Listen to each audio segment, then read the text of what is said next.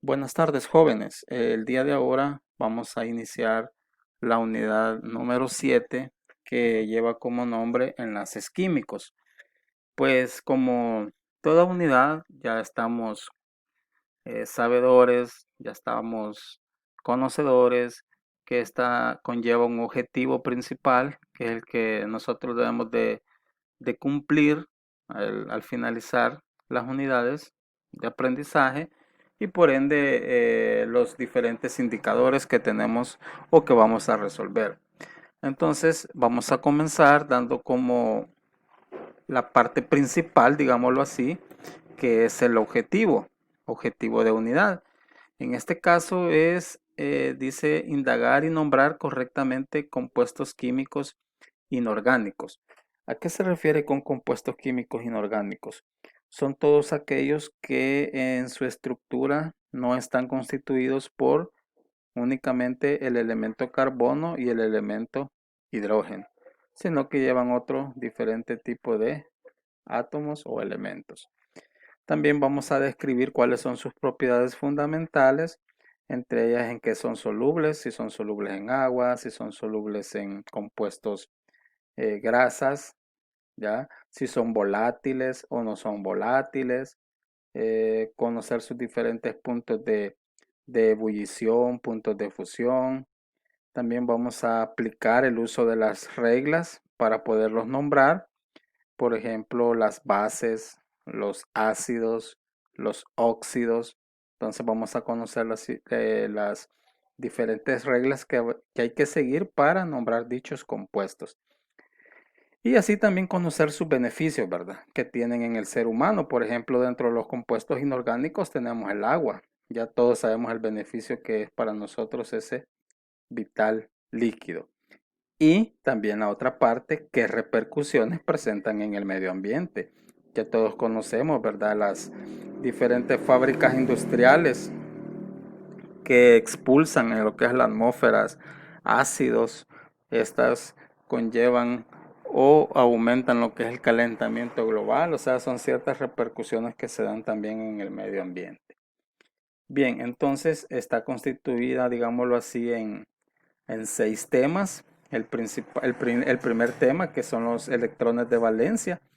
Vamos a conocer un poco de los compuestos químicos, electrones de valencia y enlaces químicos, que tiene que ver prácticamente con el indicador 7.1, que vamos a lograr identificar y también representar los diferentes electrones libres o electrones de valencia de algunos átomos. Esto lo vamos a ver un poco o lo vamos a repasar cuando hacíamos las configuraciones de 1s2, 2s2. Entonces, dependiendo las últimas capas, entonces a eso se le llama electrones de valencia. Entonces vamos a aprender un poco a identificar cuáles son. Luego vamos a conocer también un poco de los tipos de enlaces que existen. Los enlaces ya saben ustedes que son los que se utilizan para unir átomo con átomo, moléculas con moléculas.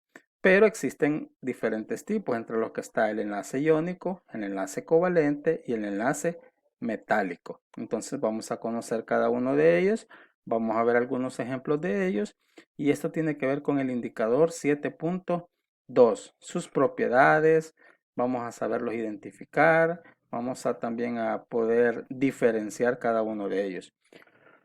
Luego vamos a pasar a lo que son los compuestos orgánicos e inorgánicos. Principalmente saber diferenciar cuál o cuándo estamos hablando de un compuesto orgánico y cuándo estamos hablando de un compuesto inorgánico. Compuestos orgánicos, pues es fundamental conocer sobre ellos, ¿verdad?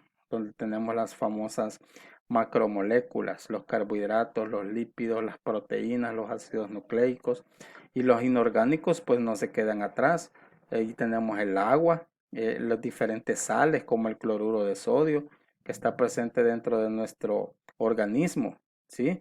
Cuando nosotros sufrimos deshidratación y nos ponen suero, pues ese suero es cloruro de sodio, nos mantiene vivos, nos mantiene el equilibrio en nuestro organismo.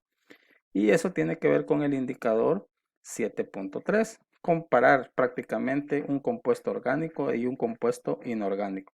Luego vamos a pasarnos a lo que son los compuestos inorgánicos en sí. Vamos a ver primero lo que son los compuestos binarios. Cuando usted escuche compuesto binario y está referido a lo inorgánico, entonces estamos hablando de lo que son óxidos, que es el oxígeno más otro tipo de elemento, hidruros, que es el hidrógeno más otro tipo de elementos, y otros tipos de compuestos inorgánicos. Luego pasamos, pero tiene que ver con el indicador 7.4. ¿Sí? 7.4 vamos a hablar de los óxidos, hidruros y otros. Luego vamos a hablar de los compuestos terciarios, que está también prácticamente involucrado con los compuestos inorgánicos.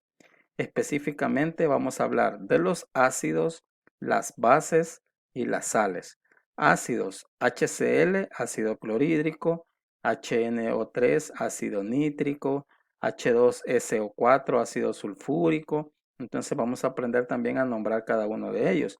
Así como las bases, cuando hablamos de bases nos estamos refiriendo a todos los compuestos que contienen en su estructura el OH. Por ejemplo, NaOH, hidróxido de sodio, KOH, hidróxido de potasio, MgOH, hidróxido de magnesio. Y vamos a hablar un poco acerca de las sales. La más común, pues el cloruro de sodio, que es la sal común o la sal de mesa, como nosotros le conocemos. Y por último, pues vamos a nombrarlos o vamos a conocer las diferentes reglas que se siguen para nombrar a todos esos compuestos de los que hemos hablado un poco. Por ejemplo, cómo nombrar un óxido, cómo nombrar un hidruro, cómo nombrar una sal, cómo nombrar una base. Eso es lo que vamos a aprender en este indicador.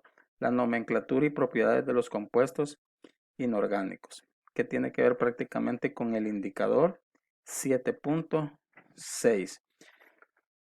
Entonces, así es como vamos a trabajar lo que es la unidad 7, el proceso que vamos a seguir. Nos vamos a apoyar también de herramientas como Khan Academy, que nos ayuda mucho en la parte de lo que es el material audiovisual. Vamos también a trabajar un poco con ejercicios, ¿verdad? Las nomenclaturas.